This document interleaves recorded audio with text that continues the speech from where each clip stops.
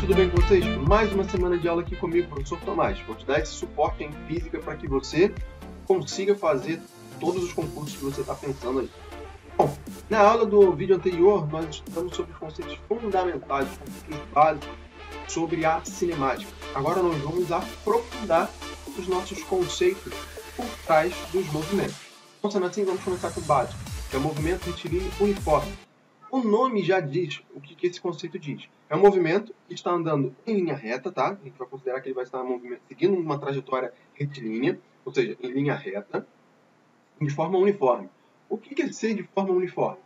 Significa que o carrinho, ou o corpo, ou a partícula, qualquer coisa que você colocar em movimento, está seguindo, está se deslocando, mudando, né, de posição, de forma que essas distâncias de uma posição em relação a outra sejam iguais, em intervalos de tempo igual.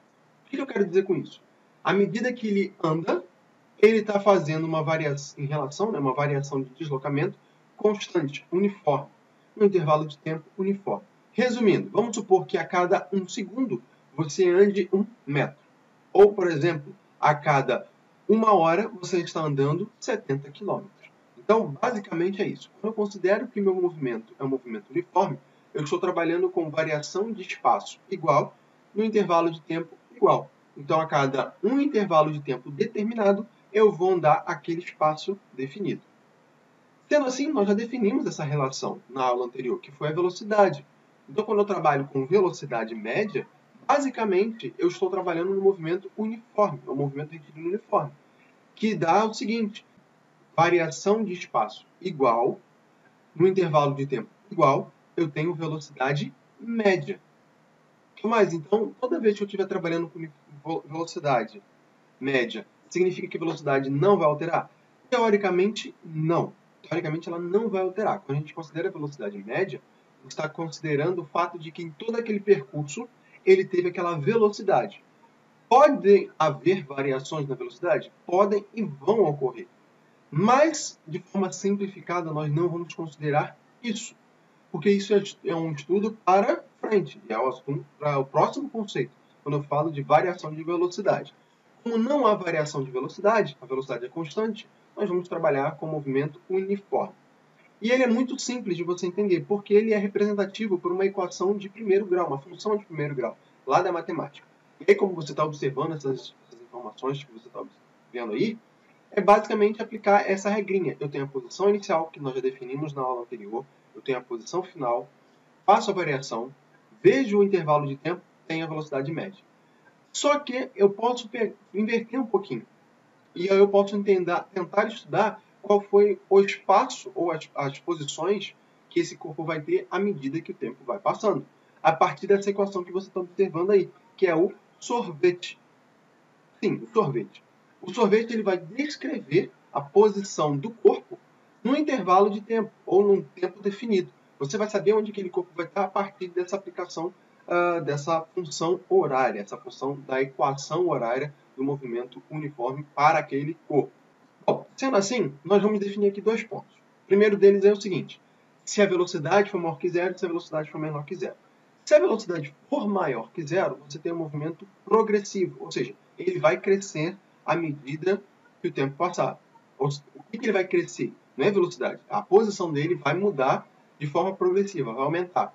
Então, por exemplo, da sua casa até o mercado, é 500 metros, então você leva, sei lá, 10 minutos para fazer isso aí. Então, a cada 1 minuto, você aumentou 1 metro. Então, você tem 1 metro, 2 metros, 3 metros. Então, a sua posição vai aumentando à medida que o tempo vai passando. E a sua velocidade ela é constante. Agora, se a velocidade for decrescente, ou seja, se a velocidade for negativa. Então, mas existe velocidade negativa? Existe, desde que você determine um referencial. Por exemplo, quando a gente faz esse movimento aí de você sair da sua casa para o mercado, e aí você tem posições crescentes. Então, de 0 a 500 metros. Só que o teu referencial é a sua casa. E o mercado está na posição 500. Quando você faz o movimento contrário, você está diminuindo as posições. E no ato de você diminuir de posições, a variação do seu espaço, ou seja, o seu deslocamento, ele é negativo. E, consequentemente, a sua velocidade é negativa. Em módulo, a velocidade ela vai ser representada da mesma maneira. Ou seja, é a variação do espaço em relação ao tempo. Mas a questão de ser negativo, ela só vai identificar ou dizer que você está indo no movimento contrário à origem, ou seja, contrário à posição referencial, a posição inicial que você definiu.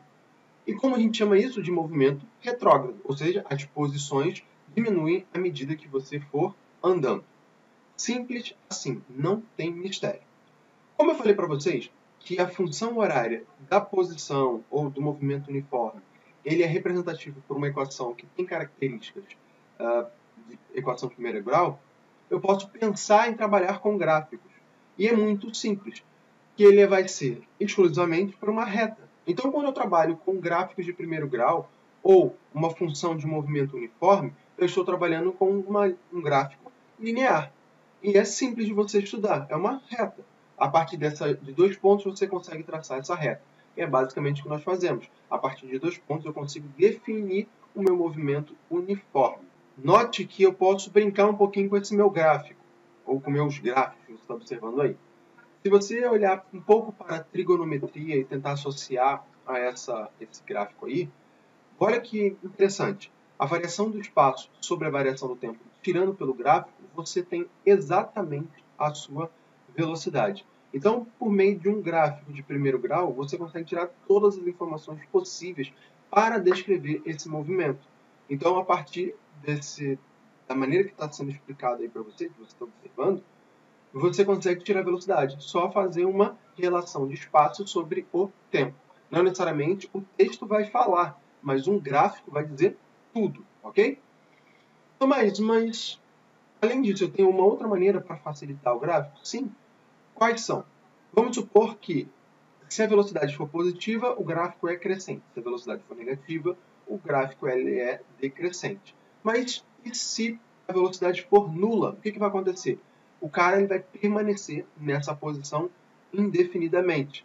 Até você dar velocidade para ele, ele vai ficar paradinho. E aí a posição vai se permanecer constante. E note que eu posso medir qual foi todo o espaço percorrido, qual foi todo o tempo percorrido. E é muito simples de você determinar. A partir dos gráficos. Como, Tomás? Você pode definir, por exemplo, todo o espaço percorrido por meio da área do gráfico. Você consegue, então, calcular, a partir do gráfico, todo o espaço percorrido. Então, essas figuras aí elas vão ser representativas para você ver como é que funciona. E à medida que você for fazendo exercícios na sua casa, no seu livro e tudo mais, na escola, você vai ver que é muito simples trabalhar com movimento uniforme.